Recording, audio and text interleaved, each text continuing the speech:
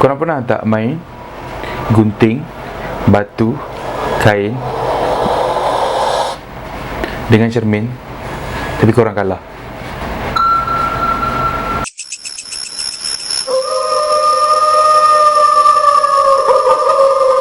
Hai, Assalamualaikum. Saya Muhammad Zahri bin Ismail. Kembali lagi dalam channel saya. Kisah seram. Hus akan menceritakan beberapa kisah tentang drive seorang diri. Apabila seorang security guard yang bekerja di hospital berdekatan dengan rumah Hus. Bagi mereka yang tahu rumah Hus, dia tahulah hospital apa yang berdekatan dengan rumah Hus. Kisahnya apabila security guard ini, seorang lelaki, dia habis kerja, shift dia habis bekerja pukul 12 malam. Lepas itu dia ingin pulang ke rumah lah. Kisahnya apabila dia naik kereta seorang-seorang, ingin ikut jalan belakang. Dia ada dua jalan, satu jalan besar, yang kedua jalan kampung. Bila dia ikut jalan kampung ni, macam lagi dekat lah nak balik rumah dia. So tepat lebih lah jam 12.30 malam, dia bawa lah kereta seorang-seorang. Dia ikut jalan kampung. Lepas tu dia ada lalu satu tali air, ataupun orang Kedah panggil ban sungai. Tali air ni tempat di mana untuk perairan, untuk sawah lah. Dia ikut satu jalan ni. Selalunya waktu pukul 12.30 malam ni dah tak ada kenderaan dah dekat kawasan tali air ni. So dia bawa lah kereta seorang-seorang. Tempat tu memang gelap lah sebab dia mengharapkan lampu kereta je. Tapi bila jalan dia straight, dia nampak lah daripada hujung ada satu kenderaan. Tapi dia macam sama-sama sebab kenderaan tu tak ada, kereta yang bertentangan tu tak ada lampu. Tengok kereta ni, betul kereta takut dia terlanggar kan. So dia nampak makin dekat, betul lah ada kereta, tapi kereta tu tak ada lampu. Kereta tu bawa dengan keadaan sangat slow. Tak apalah, si guard ni pula, dia ni seorang perokok. Dia isap rokok, dia buka tingkap, dia isap rokok kan, sambil drive. Lepas tu dia jalan je biasalah, dia drive. Tu bila tiba selisih, kan, sebelah-sebelah kereta ni kereta dia, ni kereta yang dia nampak yang tak ada lampu tu, dah macam ni. Dia kan buka tingkap, dia macam terjeling lah kat sebelah nak tengok orang sebelah tu yang tak buka lampu tu. Bila dia pusing je kat sebelahan, apa yang dia nampak adalah kereta itu ada pemandu, ada, tetapi pemandu tu tak ada kepala. Ya, pemandu tu tak ada kepala. Dia pusing je, dia tengok pemandu tu tak ada kepala. Dia terus jalan, tutup tingkap dan terus pergi.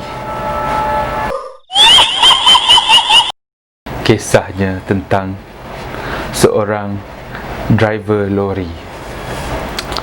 Kisah ini apabila seorang driver lori yang kerjanya macam biasa. Driver lori selalunya bergerak waktu malam.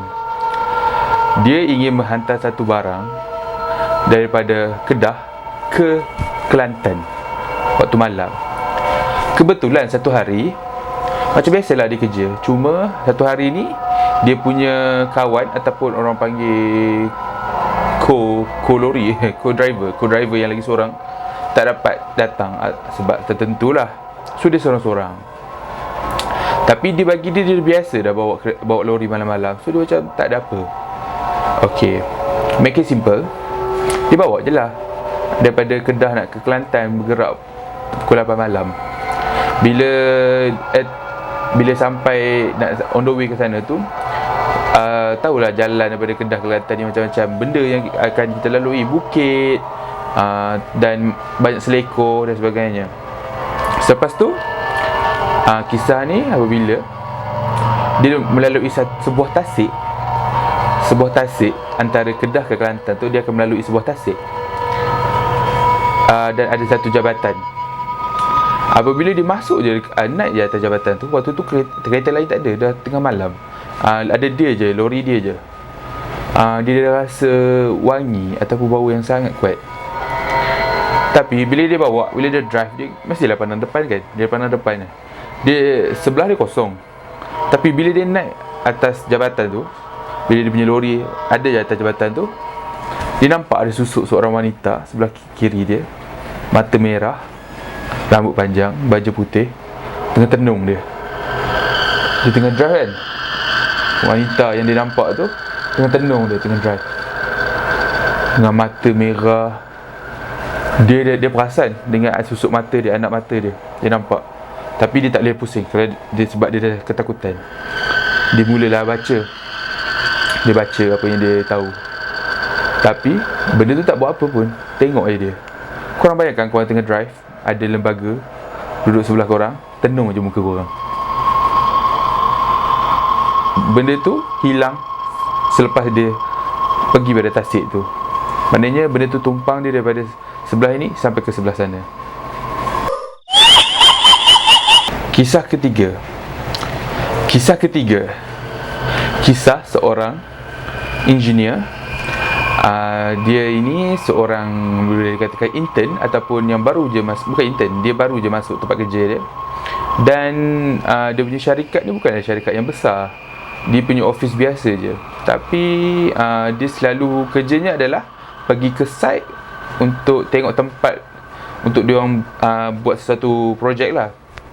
Jadi yang dia best kerja kat situ, dia suka kerja kat situ sebab bos dia layan dia macam pekerja yang macam orang cakap pun macam anak tunggal, ataupun bos dia baik lah. So bos dia bagi dia satu kereta untuk digunakan pergi ke site. So dia macam, dia happy lah kerja kat sini. So apa yang bos dia buat, bos dia suruh, semua dia buat. Sampai satu hari tu bos dia cakap, bos dia WhatsApp dia bagi alamat. Okay, saya bagi nama lah, senang saya cerita. Nama dia Ahmad lah. Okay, bos dia WhatsApp si Ahmad ni, Ahmad ni ada satu tempat. Dia suruh, bos dia nak suruh Ahmad dia pergi tengok lah, suruh ambil gambar. Tapi tempat ni jauh sikit. Bos dia bagi duit, untuk duit minyak dengan duit makan. Dia macam, okey lah kan. Tak apalah, bos dia bagi duit. So dia akan pergi tempat tu. Dia gerak daripada office dia pukul dah tengah hari. Bila dia sampai tempat tu pun dah lepas asar, dah dalam pukul 6 macam tu. Tempat ni macam sebuah kampung lah. Dia masuk sebuah kampung. Kereta tu bos dia bagi diguna lah. Kereta tu dia bawa kereta yang bos dia bagi diguna tu ke kampung tu. Bila sampai ke kampung tu, dia cari tempat yang nak tapak projek ni lah. Tapi dia tak jumpa. Dia tanyalah sebuah kampung, seorang orang kampung. Orang kampung tu dia pukul 6 petang kan. Orang kampung tu dia peniaga tepi jalan, tengah kemas-kemas nak balik lah. So dia tengok, datang, "Assalamualaikum makcik. Makcik tahu tak alamat ni kat mana?" Makcik tu pun tengoklah alamat ni tunjuk tu. Makcik tahu ni. Adik cakap dekat Ahmad tu, adik nampak jalan ni straight. Sekejap lagi adik akan nampak sebelah kiri ada satu terowong. Adik masuk dalam terowong tu, straight je. Lepas tu makcik tu bagilah arahan dia, belok kiri, belok kanan. Adik jumpalah tempat ni. Dia cakap terima kasih. Tapi sebelum dia pergi, makcik tu pesan, adik nak pergi bila, sekarang ke? Adik pergi sekarang lah. Saya pergi sekarang lah, Ahmad jawab. Makcik tu pesan, tak apalah kalau adik pergi sekarang boleh, tapi makcik pesan lah, janganlah pergi sampai lewat malam. Kalau boleh sebelum maghrib, adik keluarlah dari tempat tu. Ahmad ni macam, okey. Tu dia cakap terima kasih, dia pergilah. Dia pergi ke tempat tu. Dia pergi naik kereta, dia lalui terowong tu kan. Lepas tu dia belok kiri, belok kanan, dia jumpa tempat tu. Okay, waktu tu dah nak maghrib dah, hampir pukul 7. Dia ambil lah gambar. Dia ambil gambar untuk bagi tahu kat bos dia lah nanti dan sebagainya. Dia bila dah suat informasi semua tu, azan maghrib. Lepas tu dia terlupa yang pesanan makcik tu jangan duduk situ lama sangat kan. Lepas tu dah azan maghrib, dia nak gerak lah. Tapi waktu tu dia macam dia masih lambat-lambat lagi. Dia macam dia ambil gambar, dia buat kerja dia tengah fikir nak buat apa kat situ. Lepas tu dah pukul 8 malam, dah gelap. Tempat tu memang tak ada lampu, tanah kosong kan. Tak apa, dia patah balik. Nak balik lah ke rumah dia. Bila dia patah balik, dia akan lalui terowong yang sama tau. Tiba je ada terowong tu panjang. Dia ada lampu sama-sama lah terowong tu. Bila dia masuk, enjin kereta dia mati kat tengah-tengah terowong. Tiba-tiba enjin kereta mati. Dia pelik lah. Dia cuba hidupkan tak boleh. Dia heran lah sebab kereta ni bos dia baru bagi. Kereta pun tak adalah kereta yang lama, kereta baru juga kan. Dia heran kenapa kereta tiba-tiba mati kan. Dia kata minyak ada banyak lagi. Dia cuba hidupkan tak boleh. Dia cuba-cuba, lepas tu tiba-tiba lampu dalam terowong tu terpadam. Pok. Semua terpadam. So bila terpadam, tinggal lampu kereta dia je lah. Lampu kereta dia, lampu yang kat depan tu. Lampu dalam pun tak boleh buka, tak menyala sebab kereta dia mati kan. Dia cuba hidupkan tak boleh. Lepas tu tiba-tiba dia dah rasa lain macam kan. Bila dalam terowong waktu malam dia pukul 8 ni tu, tiba-tiba dia dengar bunyi orang macam berjalan lah kat kawasan tu. Kawasan tu ada batu-batu kan. Dia tengok keliling ni tak nampak sebab dia gelap. Dia cubalah flash guna phone. Tapi kan bila kita flash ke cermin yang ada tinted, mana kita nampak luar. Kita nampak flash muka kita balik, kita nampak apa, reflection muka kita. Kita tak nampak lah benda kat luar. Tak apalah, dia try hidup lagi, tak boleh juga. Tiba-tiba dekat cermin kereta kan, bunyi orang ketuk. Tok. Dia terkejut sebab ada orang ketuk cermin kereta dia. Dia rasa takut. Lepas tu dia baca, tutup mata, dia cuba baca apa yang dia ni. Bismillahirrahmanirrahim, dia hidupkan kereta, boleh. Terus dia belah balik rumah. Dia punya takut kan. Lepas tu dia terus balik rumah, balik tidur semua, tak ada apalah. Esok pagi tu dia nak pergi hantar kereta dia. Nak pergi hantar kereta tu dekat bos dia lah, dah ada gunakan kan. Ni kisah ni dia esoknya lah. Lepas tu dia bangun pagi nak pergi kerja, nak macam biasalah, dia startkan kereta, dia nak pergi naik kereta tu. Tiba-tiba dia perasan dekat kereta tu kan penuh dengan tapak tangan, cap tapak tangan, macam kesan tangan warna merah, macam kesan pada darah. Dia heran lah, siapa yang pergi buat kereta dia macam ni kan. Dia pergi, sebelum dia pergi kerja, dia singgah satu kedai cuci kereta yang bayar duit, lepas tu masuk dalam yang pusing-pusing tu. Dia masuk dalam tu.